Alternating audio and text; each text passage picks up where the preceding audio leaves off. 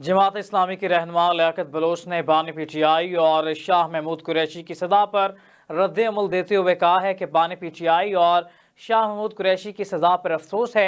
एक बयान में लियाकत बलोच ने कहा कि सियासी बहरान सूरत हाल से दो चार हो सकते हैं। उन्होंने मजीद कहा कि कौमी क़यादत और सियासी जमातों को कौमी तरजीहात पर इकट्ठा होना होगा। वाज़ेह रहे कि रावलपिंडी की अडियाला जेल में कायम खसूसी अदालत ने साइफर केस में बानी पीटीआई और शाह महमूद कुरैशी को 10-10 साल कैद बामुशक्कत की सजा सुनाई है। ऑफिशियल सीक्रेट एक्ट के तहत कायम खसूसी अदालत के जज अबुल इसनाद जुल्कुरनैन ने ज़बानी मुख्तसर फैसला सुनाया। फैसला सुनाने के बाद बानी पीटीआई और शाह महमूद कुरैशी कमरा अदालत में मौजूद थे।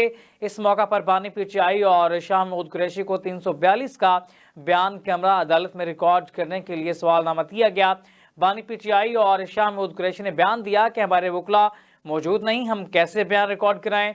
जज अबुल इसनाद जुल्कुरनैन ने बानी पीटीआई और शाह महमूद कुरैशी से कहा कि आपके वकला हाजिर नहीं हो रहे, आपको स्टेट डिफेंस काउंसिल फ्राहम की गई है।